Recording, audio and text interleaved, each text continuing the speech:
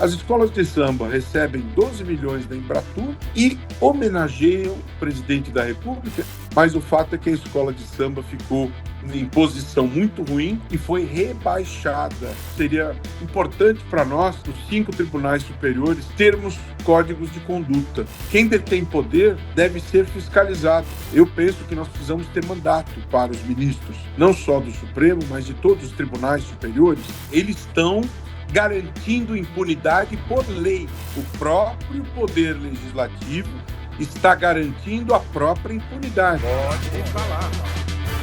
Olá, tudo bem com você? Começa agora o Pode Falar e hoje vamos tratar de um tema que atravessa governos, instituições e também o cotidiano da sociedade, a corrupção no Brasil.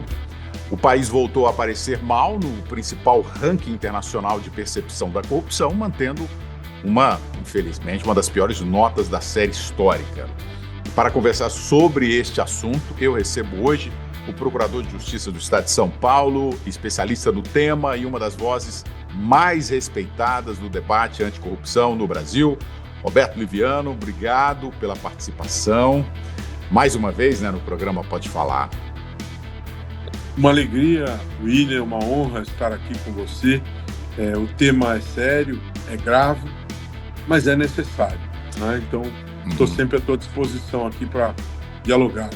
Muito obrigado. Antes de começarmos, Liviano, a nossa conversa aqui, eu gostaria de fazer um breve registro. Recentemente, o Brasil perdeu uma referência intelectual e moral no debate público, o professor, amigo, José Álvaro Moisés, cientista político, acadêmico, muito respeitado, e uma das vozes mais firmes na defesa da democracia, das instituições e da transparência no serviço público. O Moisés, como a gente o tratava carinhosamente, dedicou sua trajetória ao estudo da qualidade da democracia brasileira, do funcionamento das instituições e da importância do controle público e da ética na vida política. A contribuição de José Álvaro permanece como um legado importante para todos que acreditam no fortalecimento das instituições e, claro, no combate à corrupção. Por que eu faço essa observação, Liviano, no início da nossa entrevista? Porque diversas vezes eu tive o privilégio de contar com você e com José Álvaro juntos na bancada do Jornal da Cultura, quando eu era âncora do Jornal da Cultura, não é isso?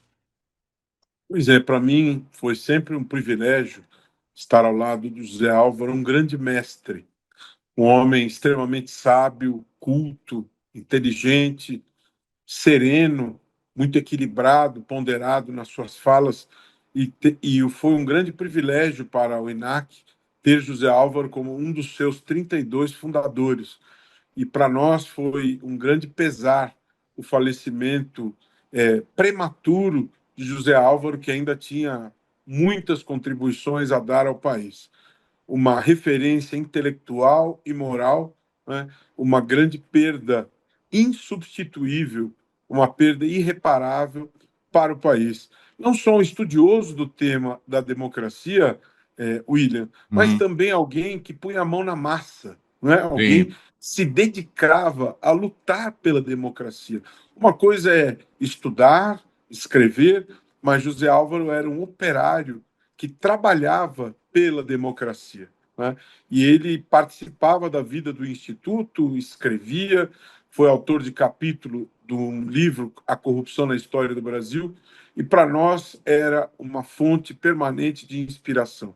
Uma grande perda para o Instituto, para a democracia do Brasil, para o mundo intelectual, para todos nós. E ele, Liviano, você está falando aqui, ele é incansável, do combate à democracia, a luta pela manutenção da democracia. Ele, todas as vezes que eu chamava para participar do programa, nunca ouvi um não e sempre ele tinha um tempo na agenda, uma agenda complicadíssima, que era José Álvaro. Mas, infelizmente, ele foi, não sei se antes do combinado, mas para nós sempre é antes do combinado, Vamos lá então, Liviano. Antes de falarmos sobre a percepção dessa pesquisa, que eu abordei no início do programa, da percepção da corrupção no Brasil, eu gostaria de abordar com você uma questão que está na agenda do dia, que é o suposto envolvimento de ministros do STF no caso Master, um suposto envolvimento, aquele banco que enganou e roubou muitas pessoas, vários clientes. Mesmo com uma investigação, Liviano, em curso, Só o fato de nomes da corte serem citados, no caso Master, já acende um alerta para a população, né? O que esse tipo de situação gera na percepção da sociedade, Liviana? Gera uma sensação muito ruim, gera perda de credibilidade em relação ao Supremo Tribunal Federal. Tanto é assim, William, que o ministro Dias Toffoli se retirou da relatoria do caso Master. Né? Muitas pessoas ficaram, inclusive, insatisfeitas, achando que aquilo seria insuficiente, mas o fato é que essa situação ela gera inquestionável desgaste perante a sociedade em relação ao Supremo Tribunal Federal. É muito ruim, isso gera uma intensificação do debate público em relação à necessidade de um código de ética. Eu venho falando muito a respeito disso. Nos últimos anos, a Alemanha, Estados Unidos implantaram códigos de conduta nos seus países e eu venho falando muito a respeito disso. Penso que seria importante para nós, nos 5 tribunais superiores, termos códigos de conduta. Quem detém poder deve ser fiscalizado. Isso é absolutamente natural, isso é absolutamente necessário. Não é imaginável a ideia do exercício do poder sem fiscalização. O exercício do poder deve ser fiscalizado. Isso é natural. E esse código de conduta deve ser implantado pelo Conselho Nacional de Justiça para todos os 5 tribunais, não é apenas para o Supremo, é para o STJ, para o TSE, para o TST, para o Superior Tribunal Militar. Todos os tribunais, e dentro da sua atribuição regulatória, da sua competência regulatória, o STJ é o foro adequado para que esse código seja implantado. Não tenhamos a ilusão que um código de conduta vai resolver todos os problemas, William. Não. Existem outras questões. Eu penso que nós precisamos ter mandato para os ministros, não só do Supremo, mas de todos os tribunais superiores. Nós precisamos ter uma rediscussão a respeito de uma série de assuntos inerentes aos tribunais superiores. Mas, sem sombra de dúvida, um código de conduta com o qual se comprometam os tribunais superiores, sem sombra de dúvida, é um belo começo. Tá, outro assunto também, Liviano, que está sendo muito comentado pela imprensa durante esse período de carnaval, é a participação do presidente Lula no carnaval, né, homenageado por uma escola, e isso pode caracterizar a campanha antecipada? Olha, William, agora nós podemos começar a conversar, porque o ano começou no Brasil. Né? O Pois ano é. começa depois do Quente. carnaval, né? Então, Sim. agora tudo pode ter início, podemos começar as discussões, a economia pode ter início. Estou fazendo essa piada, não se pode perder a piada, Aham. mas o fato é o seguinte: quando se fala de carnaval, eu acho importante tocar neste ponto. Na minha avaliação, William, esse é um universo extremamente opaco, extremamente sombrio, o universo do carnaval. Quase nada se sabe sobre o fluxo das deliberações sobre o carnaval. Como que são decididas as questões sobre samba-enredo, sobre rainha da bateria, sobre musa, destaque? Tudo isso é encoberto por uma grande sombra. Não há clareza, não há democracia nessas deliberações. Todo mundo sabe também, William, que o mundo do carnaval ele é habitado por lideranças do jogo do bicho e pelo crime organizado. Né?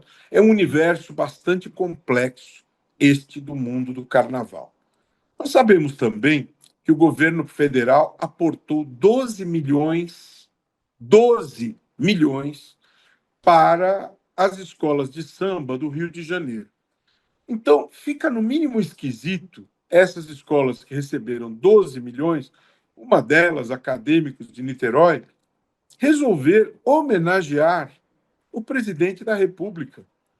Eu não tenho dúvida que o presidente da República é um homem que tem uma trajetória histórica relevante, disso eu não tenho dúvida. Agora, veja a situação. As escolas de samba recebem 12 milhões da Embratur, né? E, nessa condição, homenageiam o presidente da República, isso há pouco mais de 7 meses das eleições. É possível imaginar que isso possa caracterizar uma campanha antecipada? Em tese, é possível. E a Justiça Eleitoral é o espaço adequado para verificar possíveis abusos de poder econômico e político. Então, este assunto poderá vir a ser examinado, William, Uhum. pela Justiça Eleitoral, porque todos os candidatos têm direito aos mesmos espaços para disputar o voto. Isso é uma questão complicada. Agora, sintomaticamente, eu não sei se existe alguma relação entre tudo isso, mas o fato é que a escola de samba ficou em posição muito ruim e foi rebaixada, não é? E Então, essas coisas todas fazem parte escolhas do erradas, jogo. consequências, né? Pois Toda é, escolha gera uma consequência.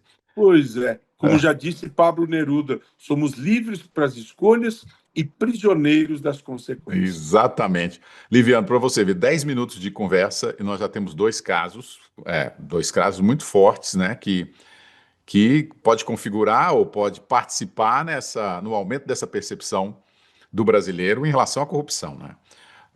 Esse levantamento que nós vamos conversar agora, o país praticamente se estagnou, né? O que explica essa Sim. sensação de que o combate à corrupção parou no tempo? O Brasil voltou a ter uma das piores notas, né, da história nesse índice de percepção da corrupção. Isso mostra então que o país piorou ou que a sociedade perdeu a confiança nas instituições? Vamos lá, William. Em primeiro lugar, é importante haver um índice como este organizado pela Transparência Internacional Hum. há quase 30 anos, mas sempre eu acho importante destacar o seguinte: como o próprio nome aponta, William, é um índice de percepção Percepção. da corrupção. Não é um índice de medição objetiva da corrupção. Tá. Até porque essa medição objetiva é impossível. Uhum. É impossível por quê? Porque a maior parte da corrupção ela é simplesmente desconhecida. A corrupção que nós conhecemos é a corrupção que, por alguma razão, não deu certo. Porque alguém foi ludibriado, porque alguém não recebeu a sua parte, houve uma delação. A corrupção subnotificada, ela não é conhecida. Então, é muito difícil termos exata dimensão do tamanho da corrupção. Esse é um índice subjetivo da corrupção. Não é uma dimensão exata, mas é importante que haja este índice da Transparência Internacional, especialmente pela sua dimensão global. Mais de 180 países têm a percepção comparada através deste índice. O que se pode observar a partir dele? Segundo este relatório da Transparência Internacional, o Brasil tem uma posição que está estagnada em relação ao ano anterior. Ou seja, nós não tivemos respostas e atitudes consistentes por parte do Brasil no sentido de prevenir, no sentido de enfrentar a corrupção no último ano. Infelizmente, é isso que se percebeu. Aliás, pelo contrário, nós tivemos a PEC da blindagem, que foi uma tentativa canhestra de se blindar os políticos. Eles quiseram simplesmente instituir uma autorização legislativa para serem responsabilizados, quiseram uma imunização, e isso foi aprovado na Câmara e, felizmente, não avançou no Senado. Isso é péssimo. Eles queriam ser transformados em intocáveis. A lei da ficha limpa, recentemente, foi enfraquecida. Não é? O projeto que regulamenta o lobby não foi à frente. Ou seja, o que nós tivemos no último ano, William? Não tivemos nenhuma evolução Nada, no né? sentido de enfrentar a corrupção. Então, se nós não tivermos evoluções no enfrentamento da corrupção, como é que nós poderíamos progredir É, no índice de percepção da corrupção? sim. Não há boas notícias, não é? Nesse sentido. Então, não é possível haver nada diferente da Uhum. estagnação. Não houve evoluções. Tá. Não é? Liviano, e qual que é Eu sei que é um tema complicadíssimo e difícil você falar em pouco tempo, né? Mas numa questão assim, tentando apresentar um resumo, qual que é o maior gargalo hoje no combate à corrupção no Brasil? Investigação? É justiça? É a legislação? É a vontade política ou são todos juntos? Muitas coisas, a começar pela impunidade, William. Tá. A corrupção, ela tem a impunidade da corrupção. Existe, a meu ver, de 2015 para cá, nós temos tido um momento de degradação do enfrentamento à corrupção, a partir do momento em que as 10 medidas foram apresentadas à Câmara, os deputados se sentiram afrontados por aquelas proposições e começa um processo de retaliação em relação ao combate à corrupção. Primeiro foi um projeto que se vingou dos juízes e membros do Ministério Público, enfraquecendo a lei de abuso de autoridade. Depois tivemos o esfacelamento da lei de improbidade administrativa, através da lei 14.230. E de 2021 para cá, houve uma redução de 90% das ações de improbidade. Não é? A lei da ficha limpa, recentemente, foi esmagada. Ou seja, se você olhar nos últimos 10 anos, nós estamos descendo a ladeira em matéria de combate à corrupção. As instituições são atacadas, são aviltadas de maneira permanente. Nós temos tido notícias frequentes, isso está no noticiário jornalístico, William. A imprensa tenta obter informações junto ao Senado em relação a pessoas que estiveram no Senado para fazer suas apurações. O Senado não responde, dizendo que não, nós não vamos informar, porque isso está protegido pela LGPD. Isso é uma É. coisa risível. A LGPD é um instrumento legal para proteger a intimidade das pessoas. Você não pode deixar de informar se alguém esteve ou não no prédio do Senado invocando a LGPD. Isso é uma verdadeira afronta até ao bom senso, à sanidade mental de alguém. A Então, esse tipo transparência de que exige o cargo público, né? Exatamente. A publicidade, a transparência, Uhum. ela é prevista constitucionalmente. Sim. O Brasil é signatário do Pacto dos Governos Abertos. Então, nós temos tido uma situação em que executivo e legislativo dão as mãos para garantir a impunidade. Situação e oposição dão as mãos. As 4 anistias que houve em relação aos partidos políticos são absolutamente vergonhosas. Então, nós temos vivido anos muito complicados em relação ao enfrentamento à corrupção. Ela não é priorizada, William. Sim. Há uma sensação de que o ambiente hoje institucional e político ele propicia, né? Ele ajuda ao avanço da corrupção, né? Essa, pelo menos, é uma percepção da maioria da população. O relatório, Liviano, também aponta um aumento da infiltração, e aí é um outro problema, do crime organizado no Estado, inclusive no sistema financeiro e na advocacia. O Brasil corre o risco, Liviano, da institucionalização da corrupção? Olha, esse é um problema grave. O crime organizado ele vai ocupando espaço e esse risco seria ainda maior se avançasse a PEC da blindagem, porque a sinalização que era apontada ali era Uhum. exatamente essa. O que propunha a PEC da blindagem? Senhores do crime organizado, alojem-se aqui na Câmara e no Senado, porque aqui ninguém tocará nos senhores. Para que haja responsabilização criminal, será necessário autorização legislativa. Isso era a PEC da blindagem.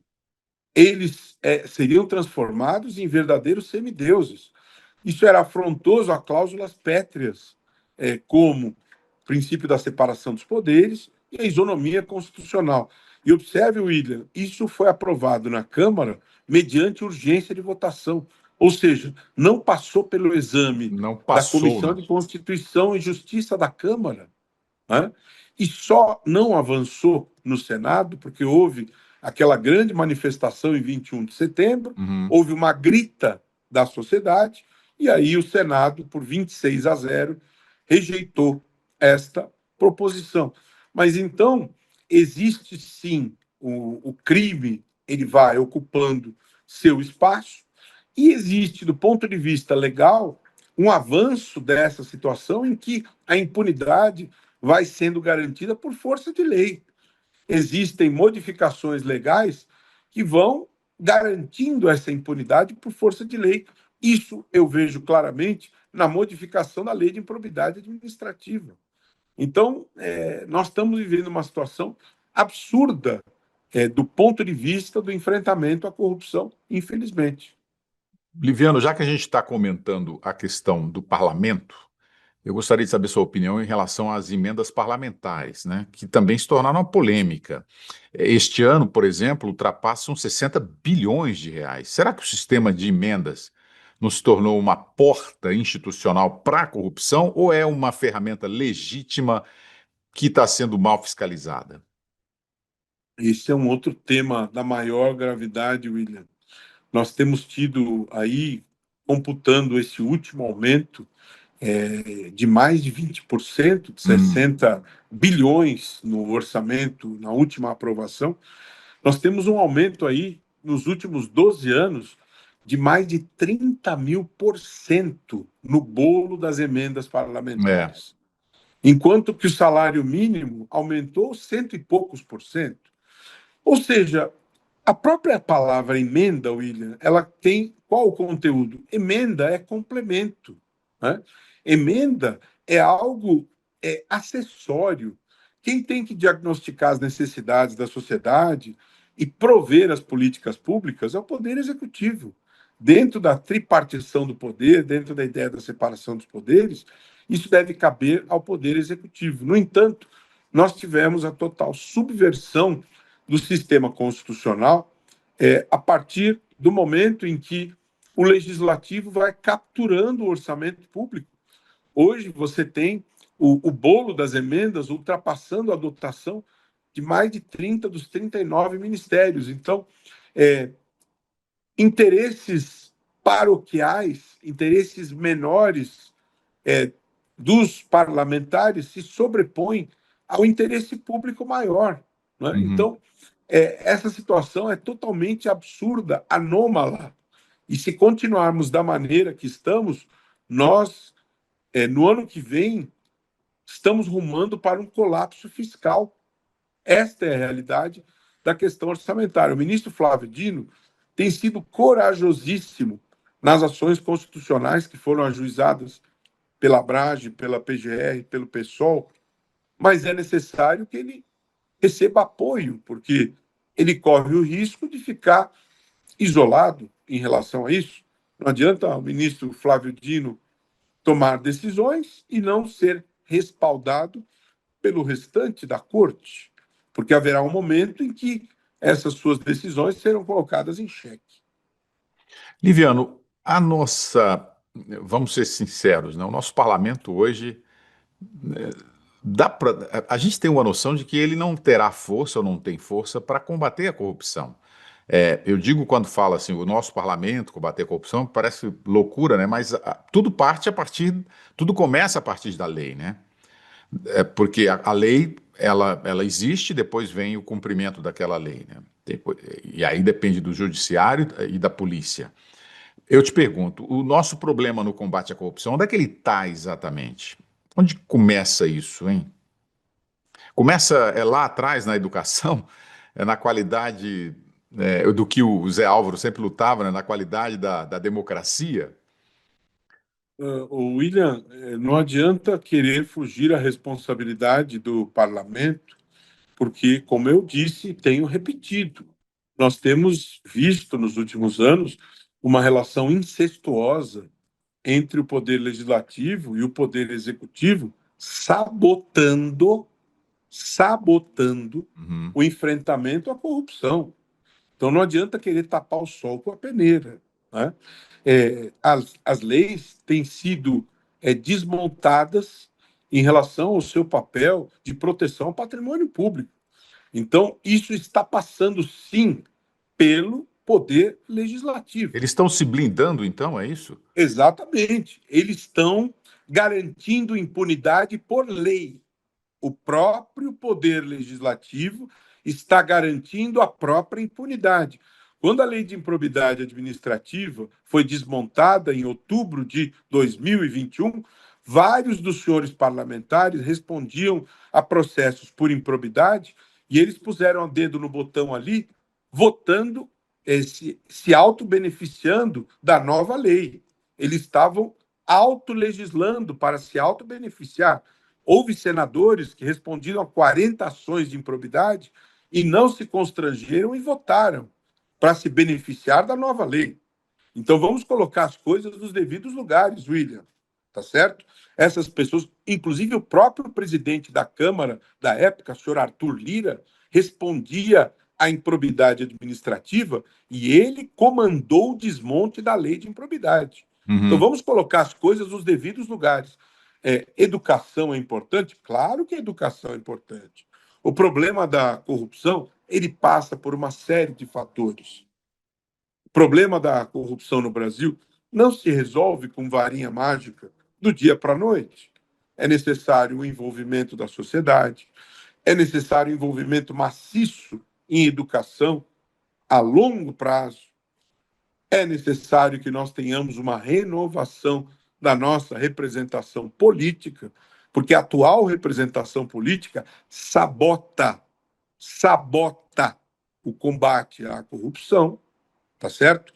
É necessário o envolvimento da sociedade, fiscalizando, cumprindo o seu papel, porque nós temos tido, por parte deste Congresso, um processo contínuo de enfraquecimento das instituições, e a Acemoglu, Prêmio Nobel de Economia de 2024, ele alerta no seu pensamento: não é possível evolução, progresso e riqueza das nações sem instituições fortes.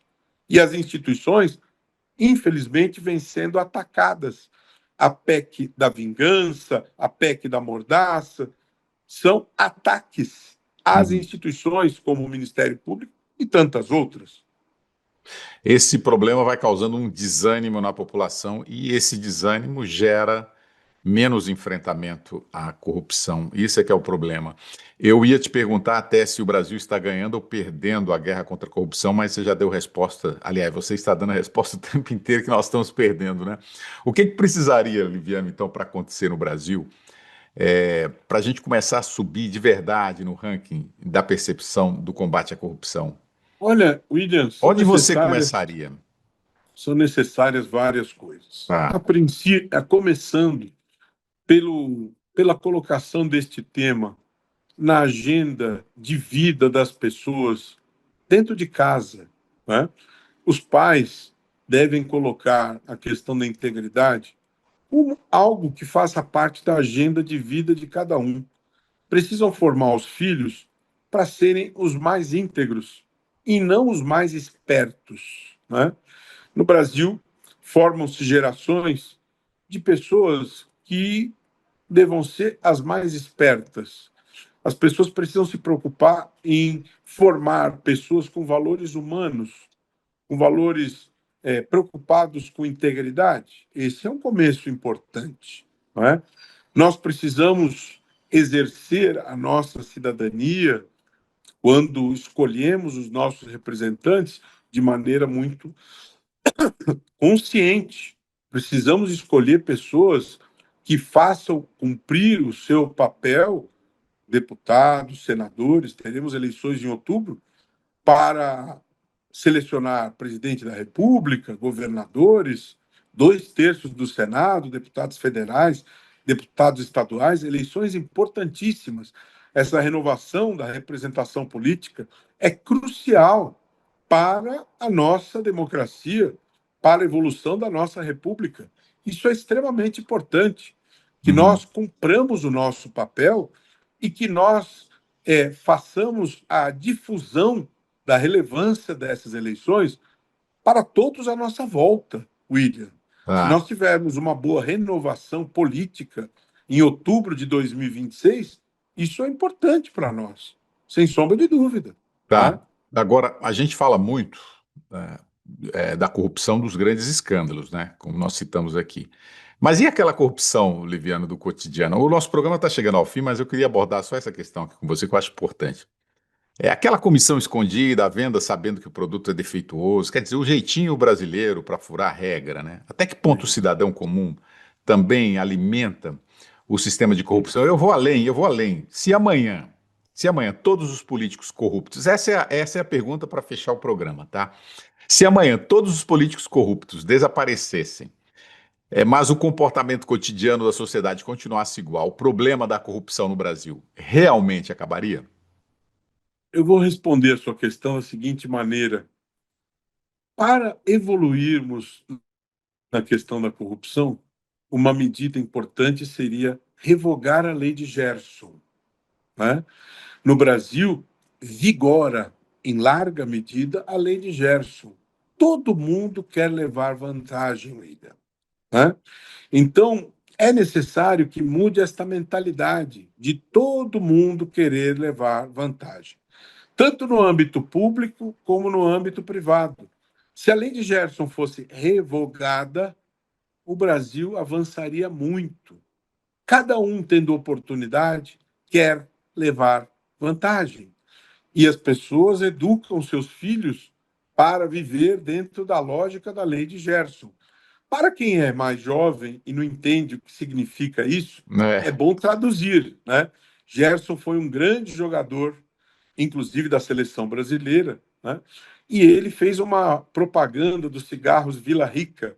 E quando ele fez essa propaganda, ele usou o seguinte bordão: o importante é levar vantagem. E aí, essa sua frase na propaganda do cigarro acabou se transformando e adquirindo um outro sentido, né? O importante é levar vantagem em tudo. A frase dele virou o símbolo, o mantra da corrupção. é, Lei de Gerson, a lei da corrupção, a lei da propina, né? Então, lei de Gerson significa praticar corrupção. Então, pois é. revogar a lei de Gerson seria uma grande medida para o Brasil melhorar e evoluir. Para fechar, você tem um minuto, a pergunta de ouro. Se você pudesse mudar apenas uma coisa, só uma coisa, amanhã, para reduzir a corrupção no Brasil, o que você mudaria? Então, acabei de falar da lei de Gerson, mas nós precisamos de transparência, né? Nós precisamos. Eu revitalizaria a lei de improbidade administrativa, porque é uma lei de crucial importância para nós, que foi esmagada em outubro de 2021. Uhum. Então, nós precisamos de transparência, nós precisamos de tecnologia contra a corrupção, nós precisamos de ajustes legais e precisamos de uma grande união, de um grande pacto da sociedade, de todo mundo, de todos unidos contra a corrupção, William, né?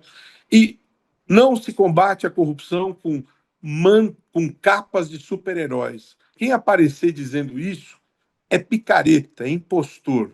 Não existe esse negócio de capa de super-herói para enfrentar a corrupção. A corrupção depende de planejamento, de políticas públicas, de várias medidas, de planejamento, e não de picaretas que se alimentam dos sonhos e das carências das pessoas que passam dificuldades. Tá bom, doutor Roberto Liviano, muito obrigado por essa entrevista. Eu vi que não tem jeito de separar uma coisa só, né? Tem que ser, são várias ações ao mesmo tempo. Muito obrigado, Liviano, mais uma vez, né, por essa explanação.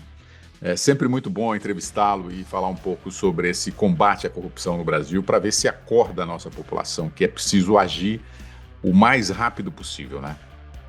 É isso mesmo, William.